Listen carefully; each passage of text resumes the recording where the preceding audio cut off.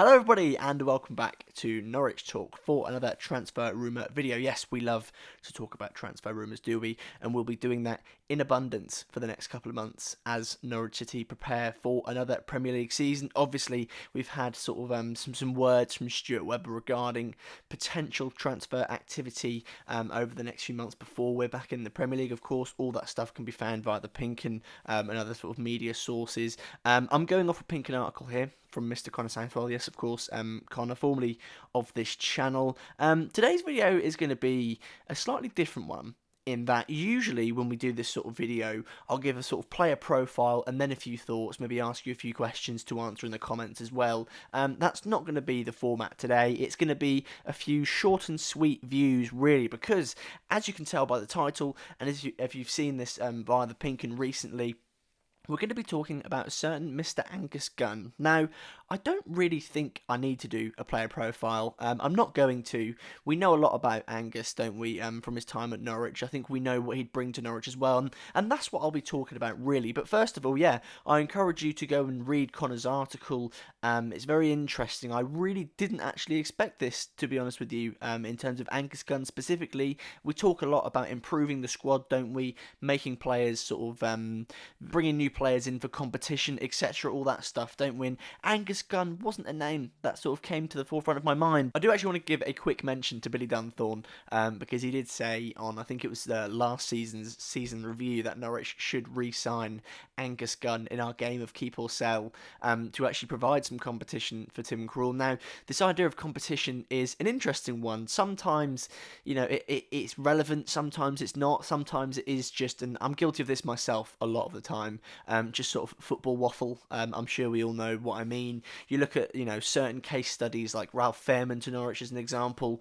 I don't think he was brought in to be competition for Tim Krul. I thought he was brought in to be Norwich's number one. Now, there's sort of a grey area there, whether they're the same thing, do they merge, whatever. But usually I'm not one typically to believe in this idea of competition. I believe that you'll sign a player to replace someone, and whether competition is a fruit of that, I don't know. Whereas Ralph Fairman, to me now, that example, that case study proves to me that you can maybe sign players to provide competition, or maybe it's convenience. I don't really know, to be honest with you. I was thinking about this before the video. I was thinking about this as I read that article. I still don't know where I sit on whether that sort of signing someone to provide competition is actually a thing. Another weird example, which is a bit sort of far left from me, is this idea of referees protecting players. I remember I tweeted this a while ago, and I think good old Ian Cabelli said he didn't really understand either.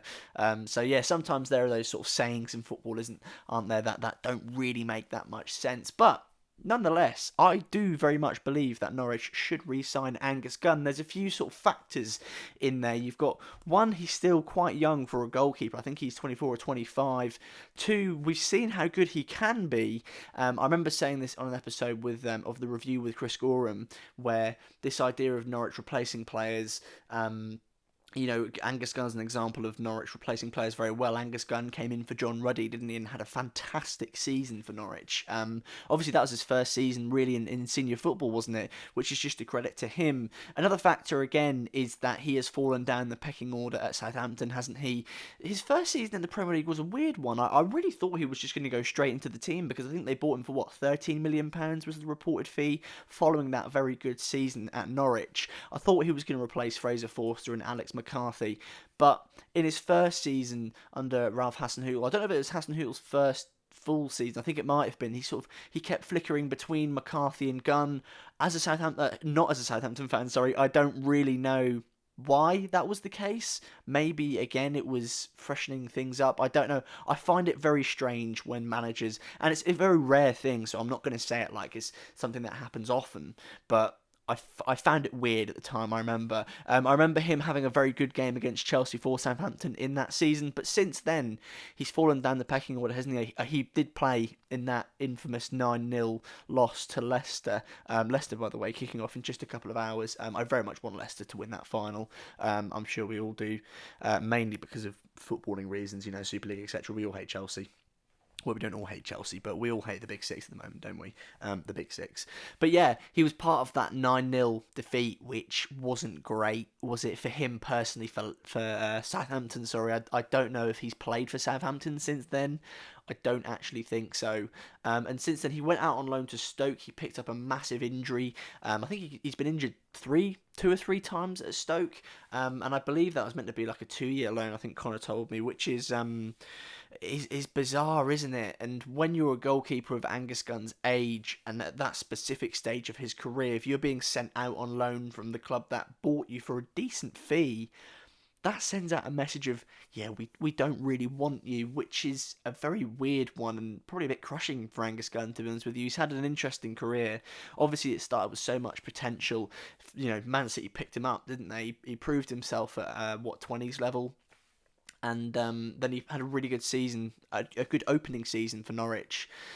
And then, as I said, you know, all we've spoken about so far, that Southampton career has been quite funny. But, you know, Tim Krul, just to mention him, because, you know, this is about providing more competition for Tim Krul. Tim Krul is obviously going to be Norwich's number one next season. He's fantastic, and he only seems to be getting better. But that said, Stuart Webber's Norwich City plan has always been contingency, and sort of having that, well, to use that word again, contingency, in terms of players and positions. And at the moment, we don't really have that for the next 2 or 3 years, to be honest with you, do we? We've got Dan Barden, Archie Mayer, Joe Rose, and there's Aston Oxborough as well. We've got 4 goalkeepers, and forgive me if I've missed any there, but that's 4 young and decent goalkeepers. Joe Rose, I think, signed a contract a few months ago, didn't he? He's been out at Bury. You've got Dan Barden, who was training with the first team for a while, had a bit of a spell in the first team, didn't he, before? I don't know if he got injured or if McGovern came back or Krul came back.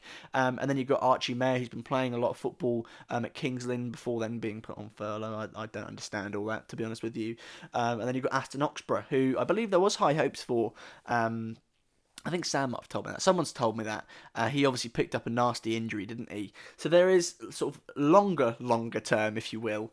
There are plans for Norwich City's goalkeeping situation. But right now, if Tim Krul, for example, was to get that year-long injury, you would have Oyan Nyland, who I don't think is going to be here next season. You know, Stuart Webber said that talks are ongoing at the moment, but Nyland is, 30 now? He's maybe just a little bit beyond his peak, or maybe he'll feel like he's still in it. He's just come back from a major injury. He's going to want to play every week, and Norwich can't guarantee him that. You know, you can't guarantee Tim Krul's going to get injured, can you?